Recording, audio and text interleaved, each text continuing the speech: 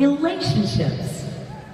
People, not the health of your business, not the health of your body, the health of your relationships. Because bottom line is this, no matter what you've done, no matter what car you drive, how rich you are, you know this to be true. If you're having a bad time with someone really important, you can't think about anything else, and you don't care, and everything feels wrong if things aren't right between you and that important person. And why I want to talk to so many of you is because we're the same person. I'm an entrepreneur, you're an entrepreneur, and we're doing this thing where we're improving and we're changing, and it's really exciting, and we don't understand why people aren't excited for us. They're like, I don't know why you're so excited about this. What is the big deal already? Stop talking about it. And it can be really frustrating. So how many of you, and we won't identify you, but by a show of hands, have felt some disappointment in either a close friend or somebody in your family who you're like, why are you hating on me? Why are you not happy for me that everything's going so well? Look, it's almost everybody. I know. I've been there too. And it's really difficult for entrepreneurs. It's really difficult for us sometimes, especially in our most significant relationships. Because not everybody is excited about the things that we're as excited about. Because I don't have a lot of time, I want to give you my most important tip first. If we could dim the lights.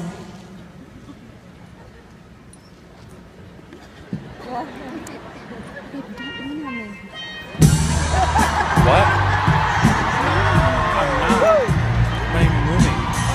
Tony moving. That's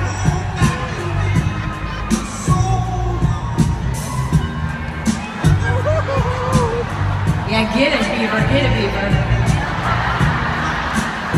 Yeah, elephants need love. Let's get on. Seagulls need love. Let's get it on. Come on, everybody. Cockroaches need love. Cockroaches need love. I love you. Everybody needs love. So my very first tip is you need to have more sex. Just write that down. Thank you. Fellas, if you're not giving me a round, if you're not giving me a standing ovation, boys, that was for you. That's what I thought. You can stop telling me Tony's your favorite trainer. Now I'm your favorite trainer. Ladies, you gotta have more sex. There, I said it. Jeff Hill is like freaking out right now. Let's picture my husband and I in a very happy moment. We have been together for 25 years. We've been together for 20. I've been an entrepreneur all my life. We started doing business together about 16 years ago. The first 10 of that were not good. But I always said, my family's my priority, family's my priority. And so he's helping me with my business.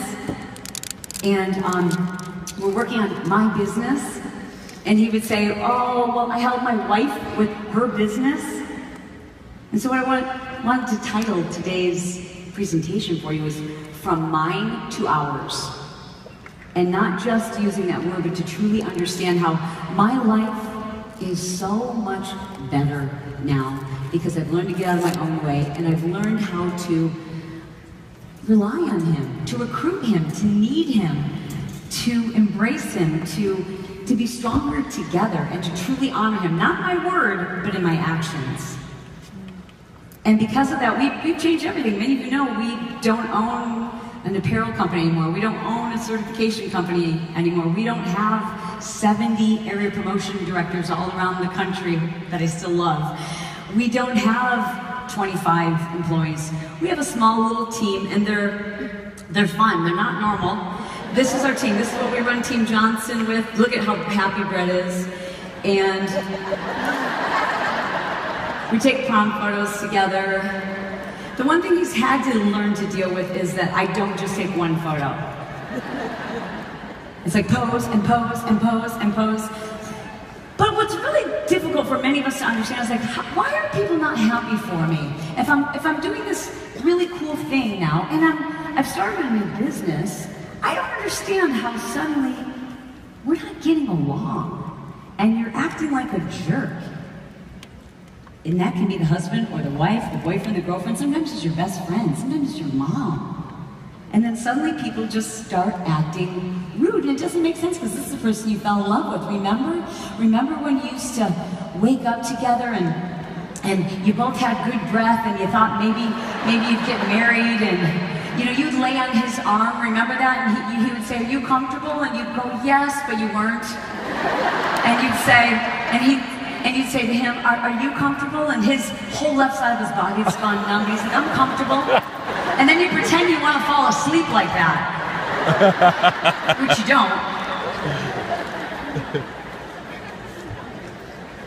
And then you get married and you think, "Oh, this is going to be good. This is going to be good." And we're excited about our life together, and we know that change is going to happen because we're planning change together. Like, let's do some cool things together. Our life is going to change, but we're doing it together. We're both on board for this. This is going to be hard. Like, having a kid is going to be hard, and maybe you going back to school is going to be hard. And maybe if we move, that's going to be hard, but we're doing it together. It's mutual change, so we're both really excited about it, but it's still hard. And sometimes it's really hard. And sometimes we grow apart. But the biggest distance happens when change happens and both partners didn't mutually agree to it. Like, one person just decides to get better, and you both didn't mutually agree to it. And then suddenly it feels like you're growing apart and you're living in the same home, and you're supposedly sharing the same interests and priorities, but things get crazy. And this is the one thing that can destroy, and does destroy, most marriages. Any guess what that is? Starts with an L. Any guess?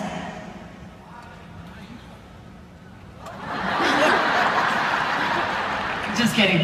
Well, it's one of those things, sometimes. It does start with an L. But life can just destroy relationships sometimes because we keep going so fast and we keep talking, we keep speaking our priority, but not living it. My family's number one, but I haven't got off my phone in 12 hours. I do this for my family, but I have no time for them because I'm super busy making money for my family. My family's most important, but I haven't seen them. I've been locked in a room with the door closed going, "Can you keep it quiet? I'm on a coach call." Life gets in the way, and we oftentimes take the people who matter the most to us for granted, and we get busy, and life gets crazy, and things happen, and we know you'll always be there, we love you, and before you know it, there's all kinds of tension, and discord, and discontent, and it feels like the same thing day in, day out, and it's weird. It's like I feel like I'm missing something. I feel like I'm not as happy as I once was. I can't put my finger on it, but there's a certain point in our lives where we wake up and we go, I just feel like I could be happier. Raise your hands if at one point in your life you've thought to yourself, I think I could be happier. And that doesn't necessarily have any reflection on how you feel about your partner. It just means that you want more. It means you seek transformation. It means that you know there's some excitement that's missing. You want growth. You want more. You want to be better. You just want to improve yourself. You want a challenge. This has become too easy. I want renewed happiness. I feel like I'm missing meaning. I feel like I'm missing meaning. All I know is I really believe that things could be better. That's all. Things could be better. Raise your hand if you believe things could be better even from where you're at right now. I mean, that's what we all have in common. Do you know that some people don't believe that? Some people are just totally happy with their boring, awful lives. And it's because they don't think it could be better. You do. And you know that in order for things to get better, that means you have to, especially the C, change. Yeah. It means things have to change. You have to change. But guess what? This is so exciting for you guys. Guess what? Your relationships are going to be so much better after this. Because you're going to learn so much about what a lunatic your partner is. Because change, and we're all like this, change elicits all of our insecurities. It makes us angry.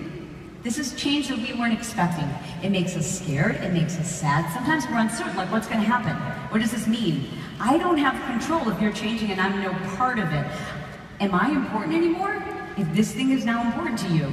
What if I fail? What if I fail you? What if you fail? What if I'm not good enough now? What if everything takes off for you and then I'm inadequate? What if you want me to help you? What if you want me to be your partner, but suddenly you're better and now I feel inadequate? That's what we feel when it's change we weren't anticipating.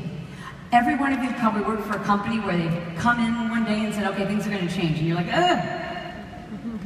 I don't like this. I don't even know what it is, but I don't like it. Because we don't like change. And here's why. Read this definition with me. Change, look at that. Change means to make or become different. Change means to take or use another instead. Now close your eyes and think about your significant other or a very important person in your life. And I want you to think about these words. They're going to become different. Keep your eyes closed. They are going to take or use another instead of. How do you feel? Insecure, angry, concerned, all of these things. That's what change does to us. Open your eyes. But isn't change growth? It is, right? Are they coaches? Are those coaches? And isn't growth a good thing? I would think so. But growth can also be scary for the people around us. Even when we know things are going to be better, it can still scare us a lot. And here's why. Because when you change, it's going to make me feel different about my relationship with you. I feel different about who I am now. Looking good, Caitlin. Looking good. So even when it's change that you want, change that you know is important, if the person who's in the driver's seat isn't talking to the person in the passenger seat, it can be pretty dang scary, and that's how people grow apart. But there's good news! The good news is that this problem has nothing, do you hear me? Nothing to do with your business. It's you! You're the problem! It's actually not even you. It's just fear that things will change between you. It's not your business. It's not your weight loss. It's not the way that you're getting better. It's not because you're getting new friends. It's none of those things. It's not even jealousy. It's fear. Fear that things are going to change between the two of you. Okay, and that's exciting. You know why? Because you can fix this. So put your hard hats on, because step one is you need to step into their shoes. Imagine what that feels like. Think about it. Think about change and being replaced and not being as important. And when you're getting better, people get nervous. If you get better, you're probably not going to need me. What if we're not friends anymore? What if we don't like the same things? What if I'm not good enough for you? And that makes people aggressive. And sometimes it can make people overly protective because they don't want you to fail. So they go, I don't think you should do that. I think that's too hard. I think that's too big of a goal. I don't think you should go to Summit. I think this sounds dangerous. I think I should protect you.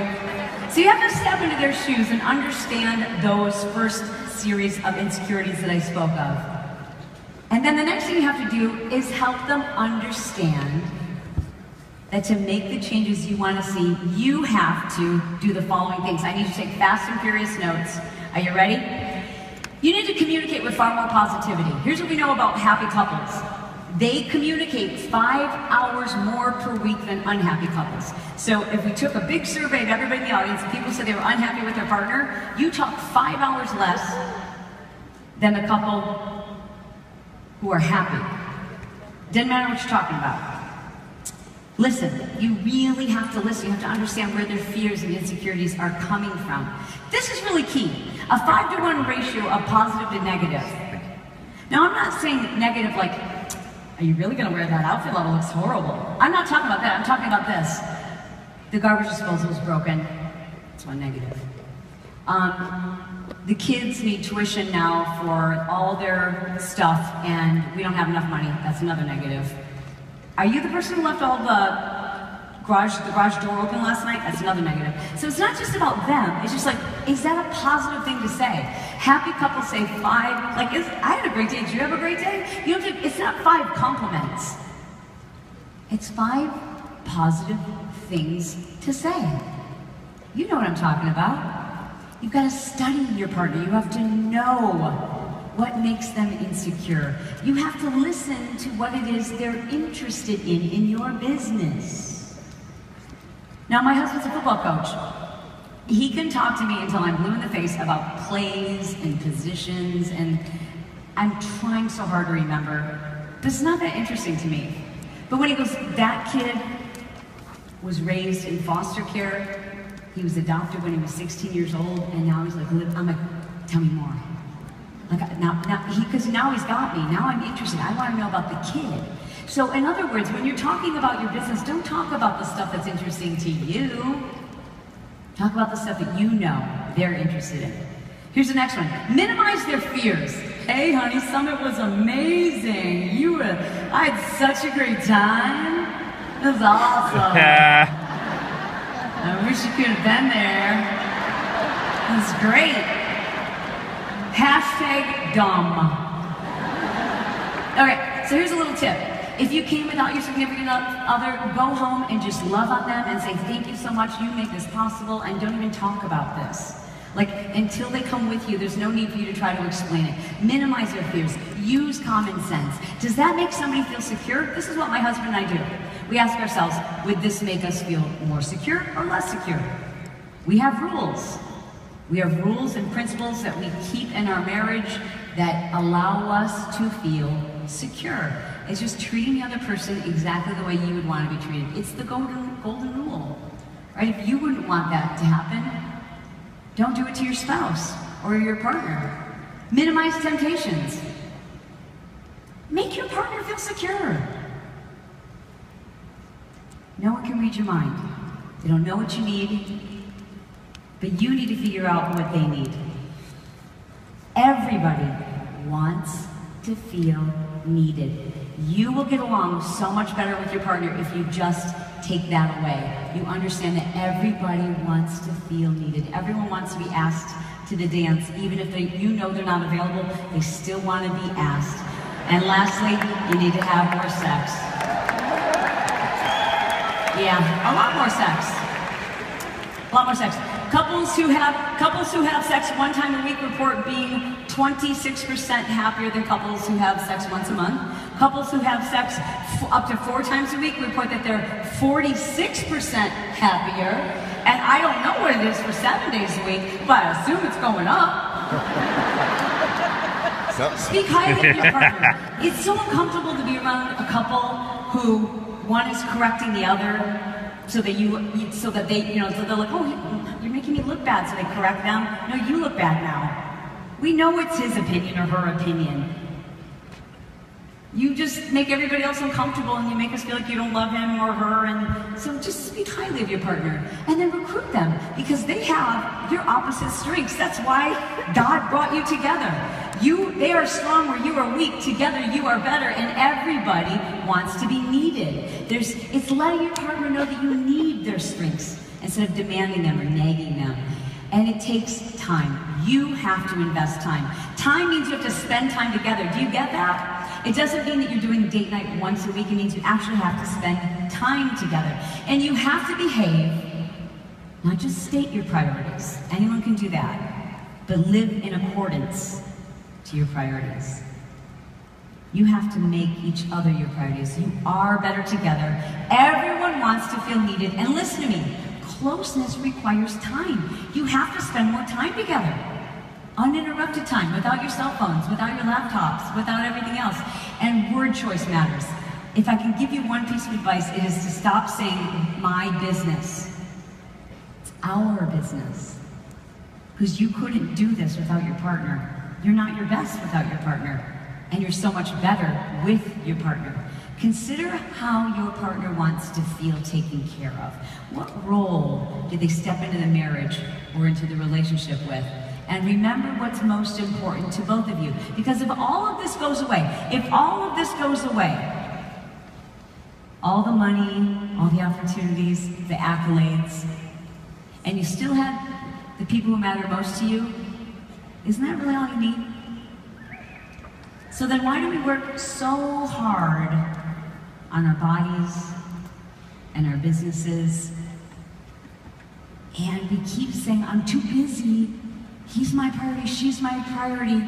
But I'm still spending all this time on my business and my body because I want to be happy. I want to be happy. But that's not going to make you happy. Relationships make you happy. And behavior is contagious. So be very careful who you spend your time with. Because certain people make certain things okay. And that's not okay. And sometimes there's such a wedge between the two of you that you feel like it's pointless. It's hopeless. I've tried for so long that I didn't care anymore. And I don't know if marriage or relationships are 50-50. I don't think they are. I've been in one for a long time, and there's rarely a day when we are 50-50. It's like 75-25. It's like 90-10. You know, we're always shifting roles, and that's how it should be. And there are certain days where you need to be the hero, and certain days where she'll need to be the hero. One of you has to be the hero. One of you has to say sorry when you don't feel like it. One of you has to reach out when you're so angry and so hurt and you feel that distance. One of you still has to be first and say, I love you. I'm so sorry. No but. Can we start over? That final quote I want to read for you. A solid relationship isn't between two people who share interests or business. A solid relationship happens when two people truly honor their priorities. Your partner needs to be needed. You, your business, everything will fall into place when you focus on who and what is most important first. Thank you so much.